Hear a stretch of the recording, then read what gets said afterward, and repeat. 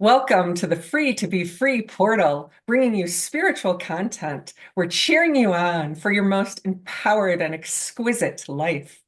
I'm Julia Ananda, your joyous host, and I'm here with Mystic Margaret Miller. Margaret, I'm so happy to be with you today.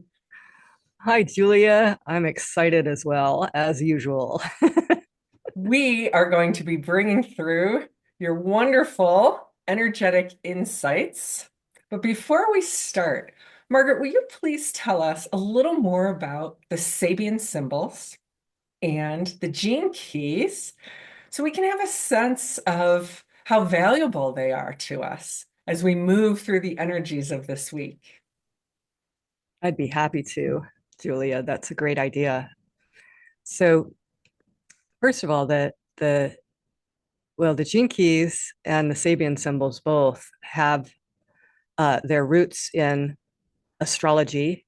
Well, they have their roots in several different things, but let me start with the Sabian symbols. They have their roots in astrology.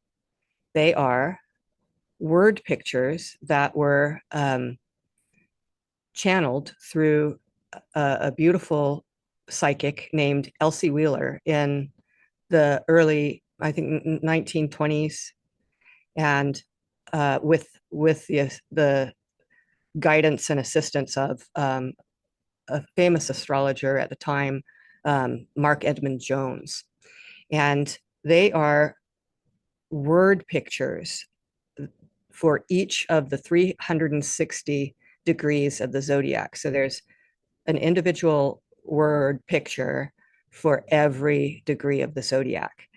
And when when Mark Edmund Jones wanted to he knew that there had to be some kind of a symbol associated with each degree. And he didn't want to bring them through himself because he felt like, being a very knowledgeable astrologer, he might be biased as to what came through, right? Even though he was also a very psychic and probably could have brought them through, but he chose to use the services of this beautiful channel and psychic Elsie Wheeler, who was confined mostly to a wheelchair. So her outer world was really sort of limited, but her inner world was deep and rich and profound.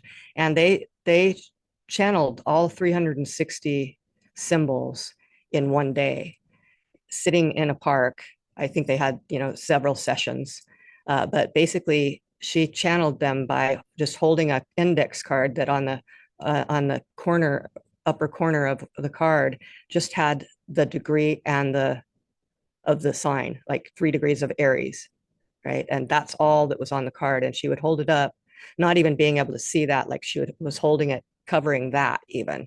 She didn't know anything about it. And she would just get the picture, and he was recording it, and then they would discuss it for a moment and then go on to the next one. And it was in random order, but he knew that if once that was complete and he put them in order from Aries all the way through Pisces, that they would tell a story of the zodiac. And there's a book, an astrological mandala by Dane Rudyard, who was one of his colleagues and worked closely with him in this process. And Dane Rudyard put them in that order and tells the story of it, and it's really a powerful transmission.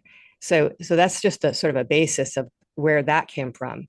And the gene keys, I think a lot of people are familiar with now. I'm glad that so many people are becoming more familiar with it, because it's so powerful. And this is a wisdom transmission that came through the powerful poet and mystic and incredible genius of Richard Rudd. And his, the gene keys come from I guess its roots are from human design. And I'm not as familiar with human design, so I won't attempt to go in that direction. But his transmission of each of these gene keys is it's based on the gene keys and the human design have their roots within the Chinese I Ching, or the Book of Changes, over 2,000-year-old wisdom uh, transmission, right? That originally was basically, follow these 64 steps towards enlightenment, or how to live, a proper or a beautiful life, right? And today they oftentimes are used more as an oracle, the I Ching. But so it has its basis in the I Ching and in astrology as well. And And so, how do you use them, Margaret, in your own life? And try to help us understand how best that we can use them. okay, well, the gene keys is a lifelong contemplation. And so if you're really interested in doing that, I would say dive in and find out, get your free profile and dive in. Go to genekeys.com and dive in. But also, you could use them as an oracle. You can use them like you would use the I Ching as an oracle.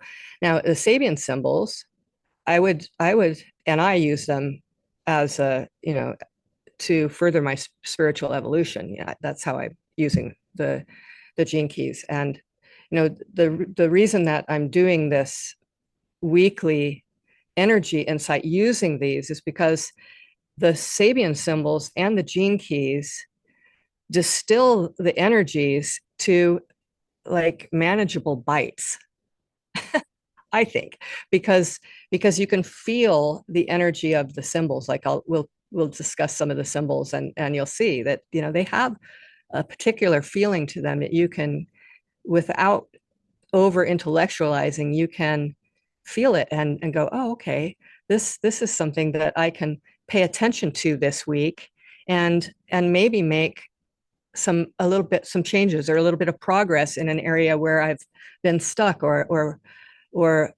it might shine some light on some relationship difficulty, or just an inquiry that you have been carrying around with you, because life is mystical and magical, and it is providing us these clues and these insights and these awarenesses and these archetypes, right? This symbology. I call myself a personal symbologist, and that's how I use them, right? That's how I use them, is to take those symbols and to receive the meaning from it in the moment, in the present moment, as well as like when I do astrology readings, I give them all of their Sabian symbols for all of the planets and uh, angles in their chart, so that they have an awareness of what those symbols are, what that personal symbology looks like. And so as we're going through this, looking at this week's the energy around this week, you just kind of feel into it and see how it resonates with you. And some of it might not. And I always say to that, let that go by then.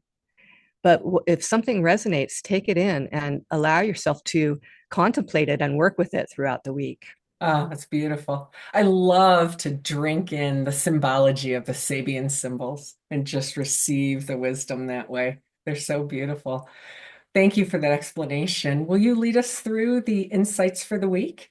I would love to. And Thank I've kind of set this up today to have the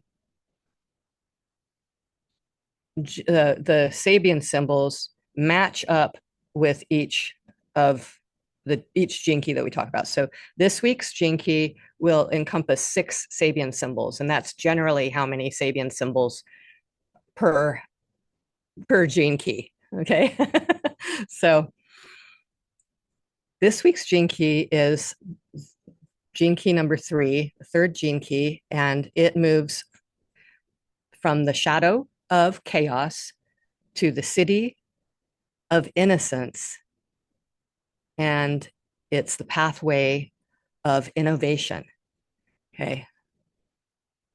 And as you reminded me when we were talking before we began today, the title of this in the Gene Keys book is Through the Eyes of a Child.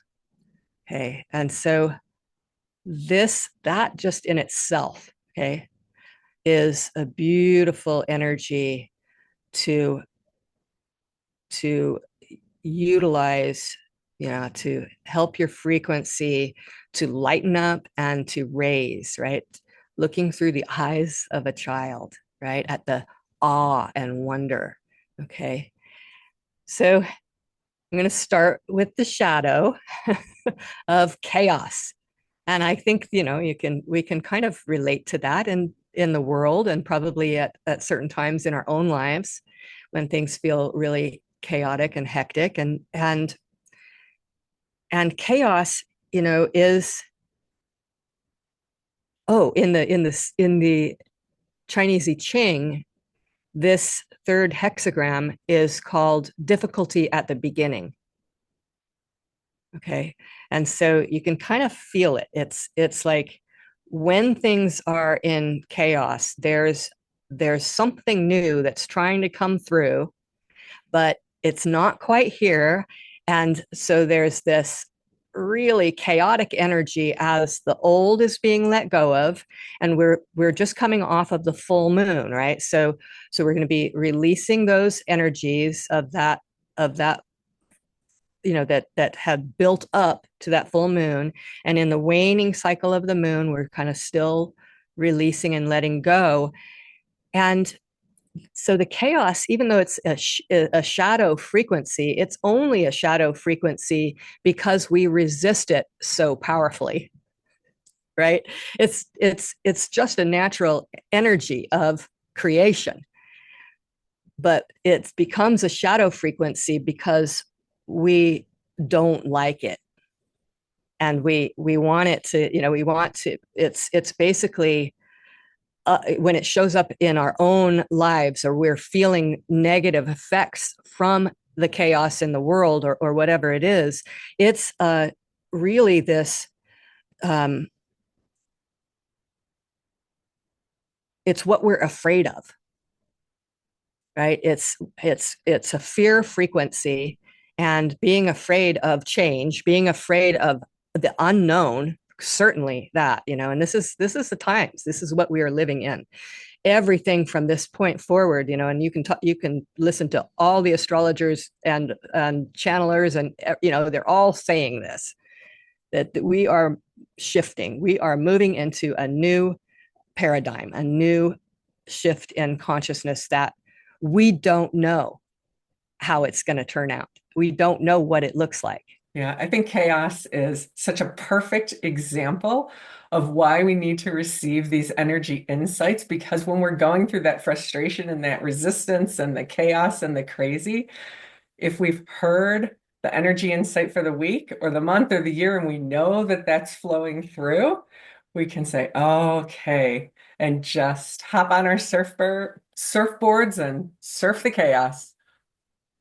Yeah, exactly. And so when we uh when we do that, and when we're able to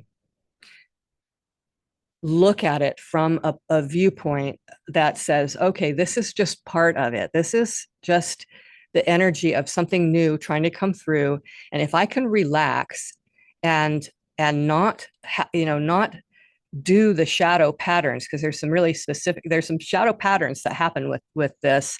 And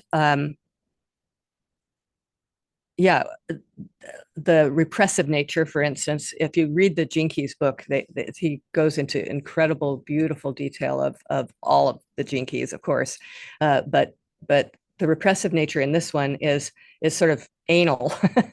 That's what he says. It says they're anal, and so really, picky and trying to control things that just really can't be controlled, or trying to control everything so that to try and mitigate the chaos.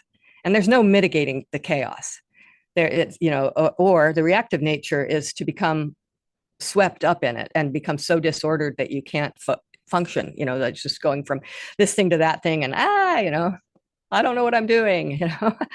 And so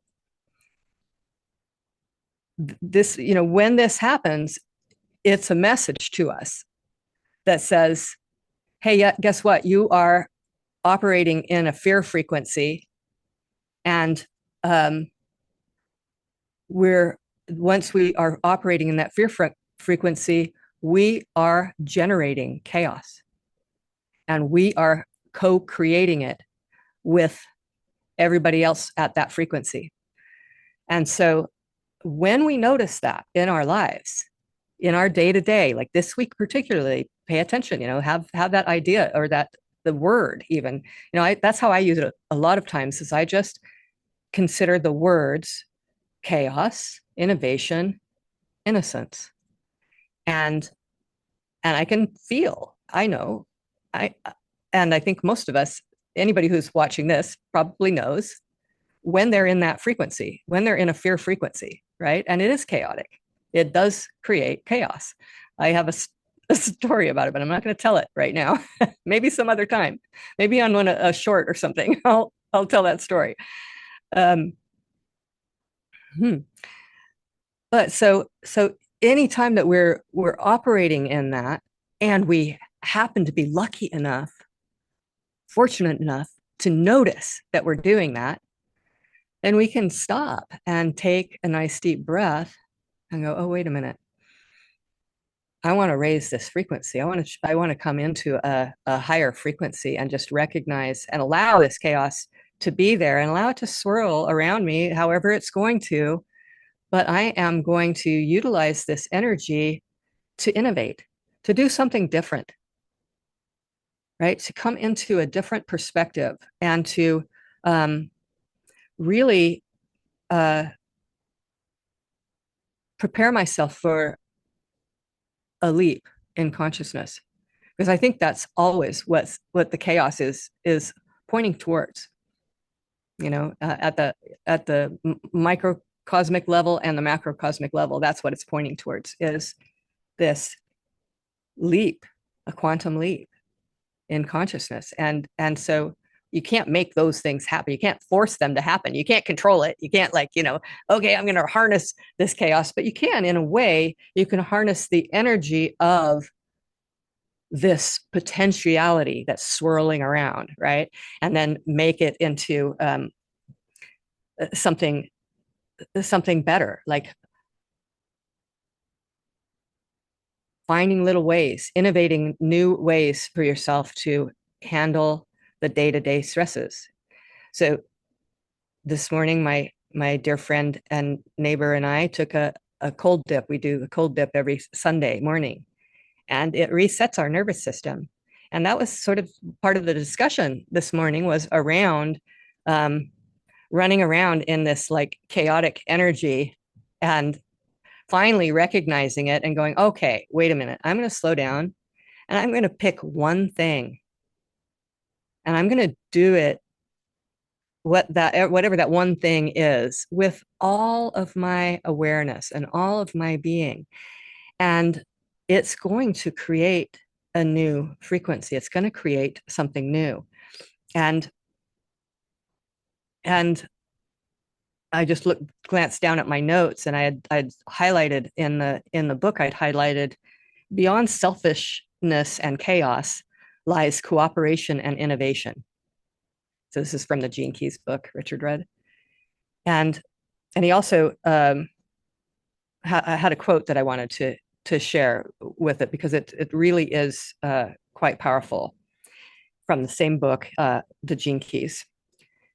In the old view, we humans are the victims of our selfish genes. Okay, that's the old view. In the new view, there are no victims, only a huge, interconnected, and interdependent cosmos. Isn't that lovely? Okay, you're muted.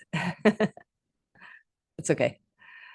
So that innovation, like finding the ways to transcend, to go beyond those limitations or those fears, to really look at our fears and face them and embrace them, not try to get rid of them, because it's information. It's just telling us something. And to really utilize that energy to innovate a new way of being in the world. And I think, this is really the work of all spiritual seekers, right? Is to take whatever is really uncomfortable in our lives and embrace it and give it space to be there and to inform us as to where we are operating from that fear frequency, where we're operating from low frequencies. And then once we've done that for a while, we start to open up into that Siddhic frequency. We, probably won't be able to maintain it. We won't all of a sudden have spontaneous enlightenment or enlightening, unless we do. We might, it could happen. It's not outside of the realm of possibilities.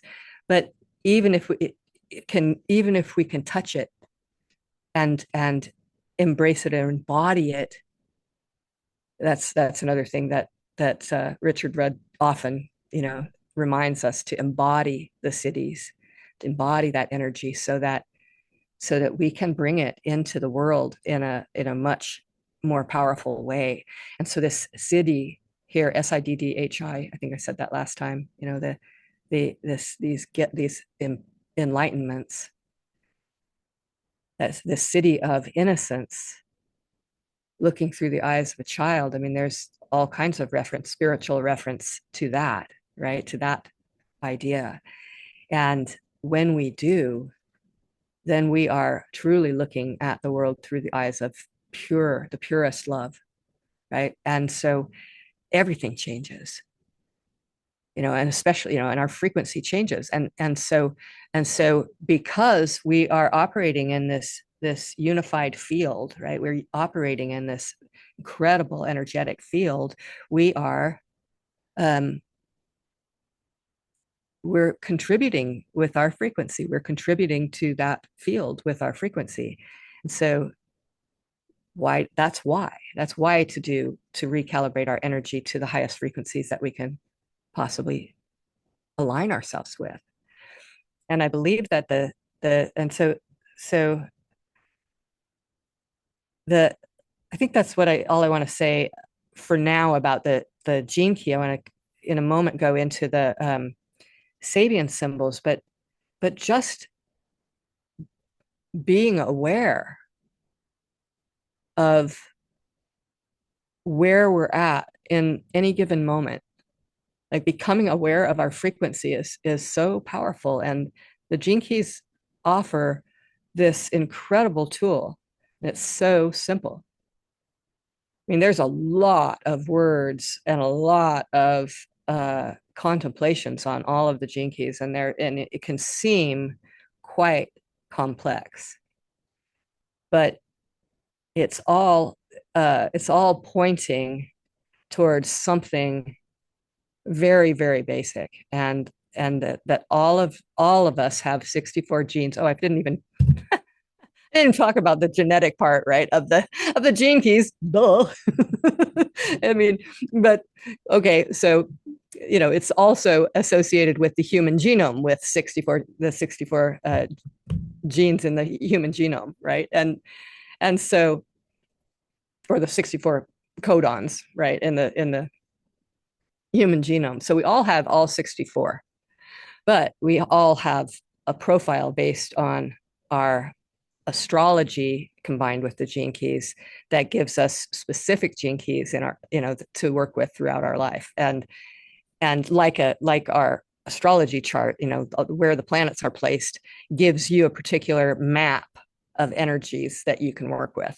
Okay, so I'm glad I stopped for a moment and remembered that piece, because it's a pretty, a basic and important point about the gene keys. So yes. And if people want to get their free profiles, it's genekeys.com. yeah. Great. Yeah. Yeah. So you can see it's a lot, but really you can just utilize those words and utilize them this week, because the sun is moving through for the next 6 days is moving through the third gene key, chaos, shadow of chaos, the gift of innovation, and the Siddhi of Innocence. And so, dance through this week with an innocent heart, looking through the eyes of a child, right? So there's some more I'll say about that later. But so now I want to, if we feel ready, I'd like to talk about the Sabian symbols. Okay. So we're at 20, we'll be at 27 degrees of Aries as we move into this gene key. And that is on the 15th, whatever day you're looking at this, but that's on the 15th. And so 27 degrees of Aries, the Sabian symbol is through imagination, a lost opportunity is regained. Okay. And so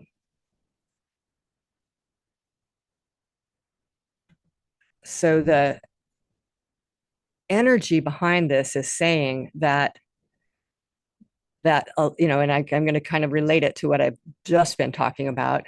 Like sometimes we are unable to take advantage of opportunities as they come by because we're in too much chaos, or we're in too much, stress, or we're caught up in the whirlwind, and an opportunity or many opportunities can pass us by. We can not recognize them as opportunities, or not feel ready or willing, or any number of scenarios. But in this symbol and this energy of the 27 degrees of Aries, it's saying that through the imagination, that that lost opportunity can be reimagined, okay, and re-enlivened, right? Re-enlivened. And so oftentimes also we do things and we fail, right? Doesn't work out. But it gives us the fuel and the wisdom, perhaps, if we're able to learn from our mistakes or our missteps or our, those failures, to reimagine something and possibly have it turn out differently this next time. Thinking about imagination and how we can, really utilize this symbol of, a lost opportunity is regained in the imagination. Like, think about what it is we are working on. Think about our whatever projects we have, or whatever goals we have in relationship, or in our work, or in our in our play, in our lives, in our creativity, and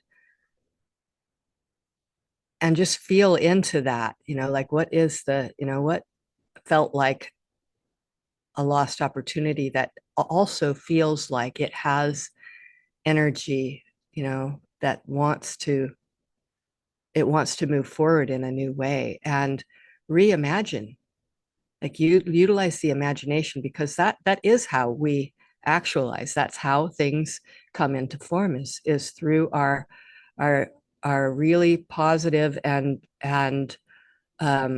deep, rich imagination. That's how all genius, comes out into the world, is through the imagination first. So I love that symbol. And I think in a lot of ways, it also relates to having faith in, like, it's okay. Like the failures or the things that seemed like lost opportunities, because we live in this incredible fractal universe, it's going to come around again in another way at another time, and so we don't have to weep over those things. So then the next day on the 16th, we move into 28 degrees of Aries, because of course this is also following the sun moving through each sign of the zodiac. And so this symbol is a large audience confronts the performer who disappointed its expectations, Or another way of seeing that is a large disappointed audience goes home, you know. And so it's, if you feel into it, feel into this story a little bit. So you had this thing that didn't work. It was sort of a failure. And we have to, we do have to face the music, so to speak, of, when we promise something, or when we think something, we think we're putting something out there, and we give other people the impression, or sort of fuel their expectations, and then we don't are unable to meet those expectations. That, we have to answer to those, mostly to ourselves, but sometimes to the other people, right?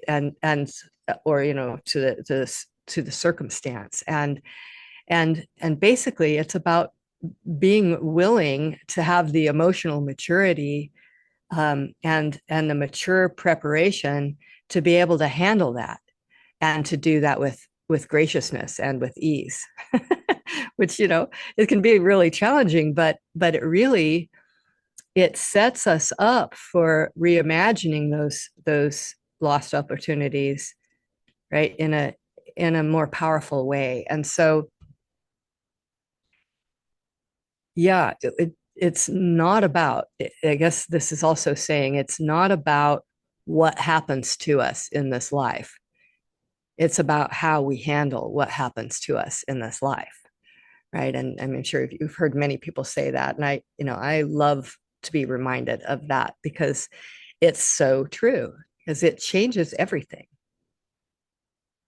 Like, if we're able to face our own disappointments, how we disappoint other people, or have a disappointing result in something, or how other people disappoint us, if we handle that with equanimity and grace and graciousness, right? It turns it into something completely different, and opens up new possibilities. So that is 28 degrees of Aries. Then moving on to 29 degrees of Aries, that would be, I'm not keeping track of the days now, so sorry. The next day would be the music of the spheres. This is Dane Rudier's description of that, and I think it's also, I think Mark Edmund Jones's sentence or word picture for this is uh, a celestial choir is singing. Okay, so the music of the spheres, and it's saying, and its keynote is attunement to the cosmic order. Okay, so then when we have taken on this new possibility, right, that came about through the disappointment or the failure, or whatever it is, then we have the opportunity to move into harmonic resonance with what actually wants to happen. Right? Can you feel that? It's so powerful. And this is one of my favorite. Well, if you're going to have out of 360 incredible Sabian symbols, there's a lot of favorites, but this is one of them for me, because I also see it as this,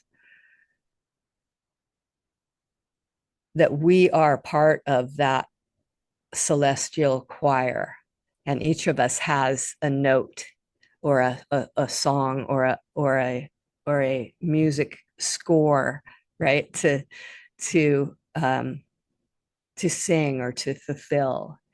And and so this Sabian symbol is also talking about listening to our inner guidance, listening to the guidance of the highest self, of our angelic self, or our highest self, and following that guidance, not just listening to it and going, oh yeah, that would be nice if I was brave. If I was brave enough to do that, then I would be okay. But yeah, to be able to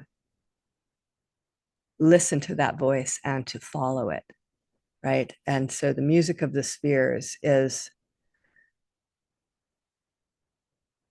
also telling us that when we listen and we follow that guidance, we will hit that clear, beautiful note. Mm. I was just thinking that to get to that beautiful, clear note, do we need to go through the chaos? Right? Isn't it? You can thank you for bringing that up, Julia, because you can see how we have moved from those first couple of Sabian symbols from the chaos now into that innovation and the Siddhi of Innocence, right? The celestial. We're not quite done. We have a few more. So we're in that innovation and being able to listen to that guidance and follow the truth. You know, we always are choosing, right? We're choosing between fear and love. We always have that choice to operate from fear or operate from love. And there's really, you can't do both at any given moment. We do both, interspersed all the time, right? But we can't do both at the same time. And so choosing which one we want to do there. So I think of the music of the spheres. Another reason that I love this is that it that's how I look at the planets in astrology. Is that it's their music that they are providing for us, and they're giving us these codes and this information for us to work with in this life. And whatever note it lands on in our chart is our music of the spheres. So Margaret, when you moved to the coast of Oregon, I remember that one of the first things you told me was that you could hear the stars singing.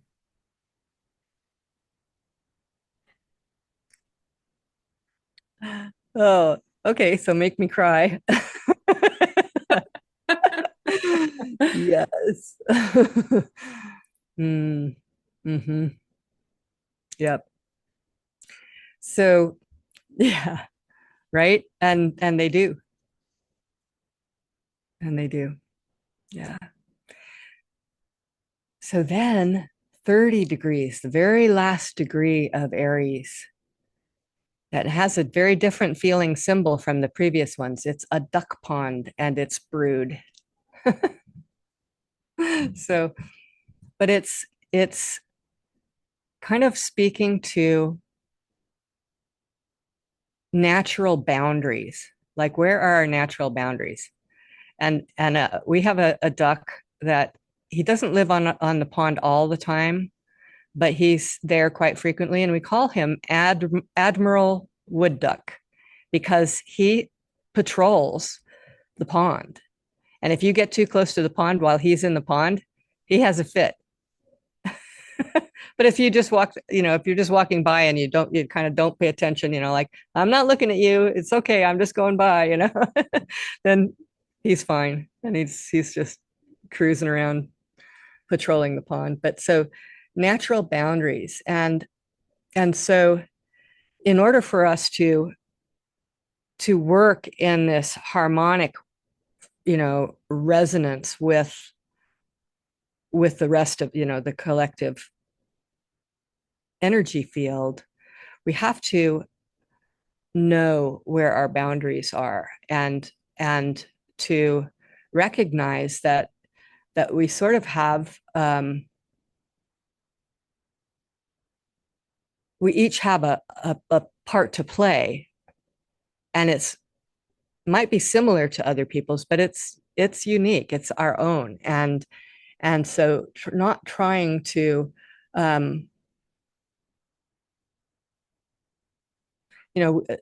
we can utilize our imagination to imagine these incredible things, but we also have to remember that we're these in these tiny little specks in this infinite universe, but we're not, that doesn't make us unimportant. It just means that there's this larger, bigger cosmic order, this thing that's in place that we play a part in as long as we stay in our lane, so to speak. And that doesn't have anything to do, well, it might have something to do with staying in our lane in terms of, social expectations and those kinds of things. But because, we have to function in society, most of us have to, and at some points. And so, but just staying true to ourselves, and I think it has this energy of authenticity to it as well. So that's the last degree of Aries. And so on somewhere I have actually the list of the days, but let's see. Oh, so then on the 19th, we move into Taurus. We move out of Aries and into the first degree of Taurus. Taurus being the second sign in the zodiac. It's ruled by Venus, and it is an earth sign that we're just coming out of the fire and coming down to earth. Okay. And so this first symbol in Taurus, Taurus is the bull. It's very grounded and practical, and knows, it wants to know what resources it has, and inner and outer resources, and where's my food coming from, and where's my water coming from, and how do I create some sort of stability in this world. Okay.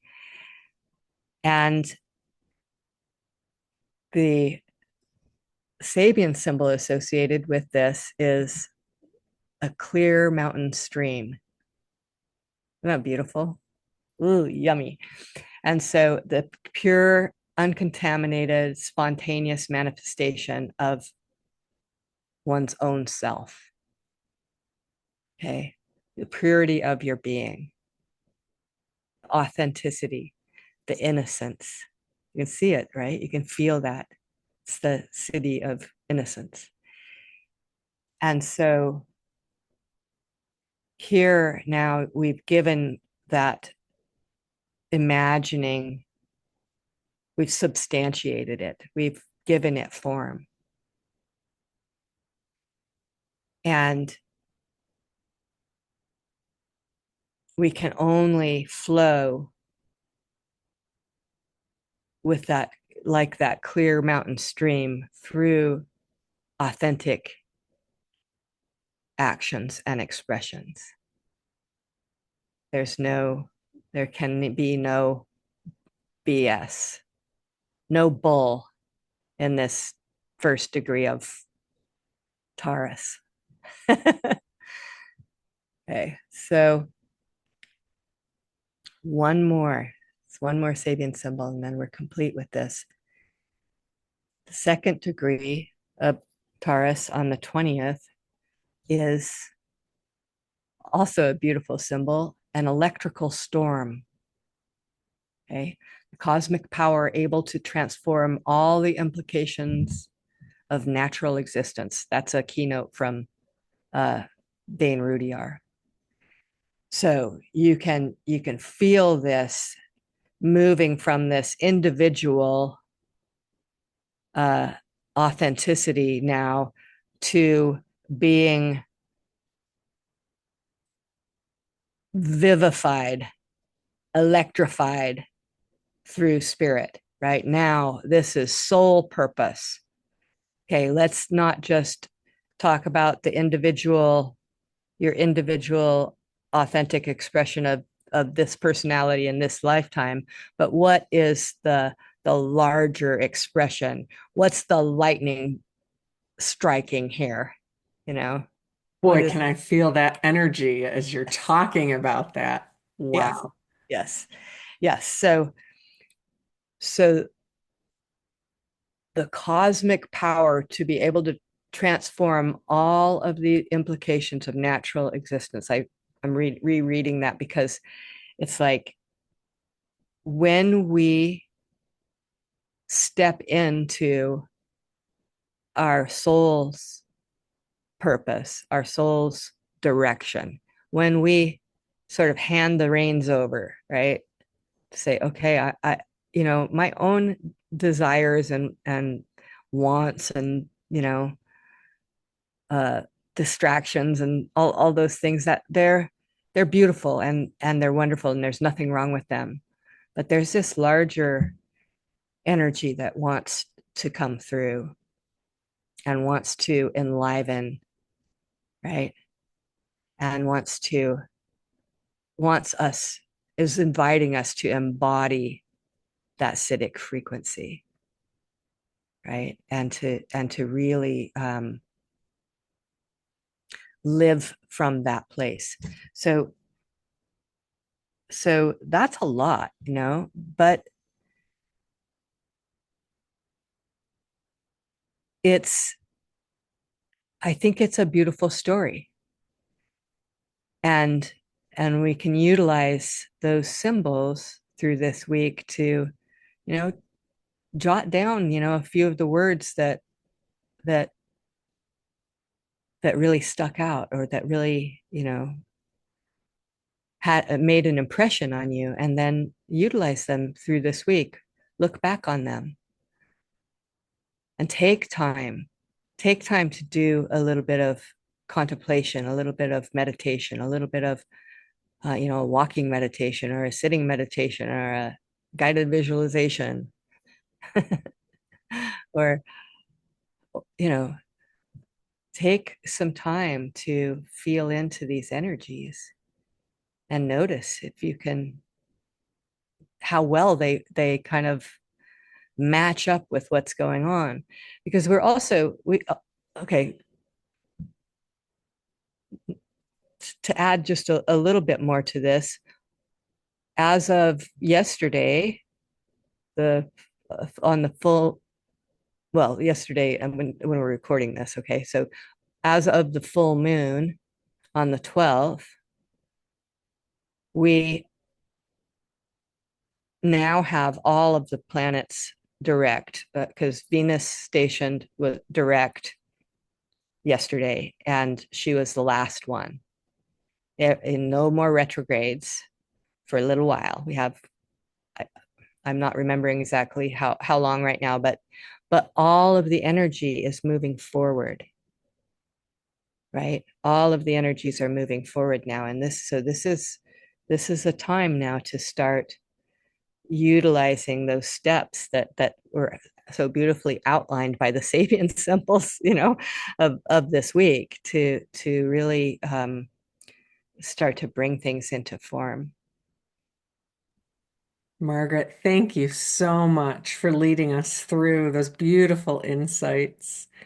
For me, the words that stuck out were relax into the chaos, harness the energy of possibility through innovation, and embody the Siddhic frequency of innocence.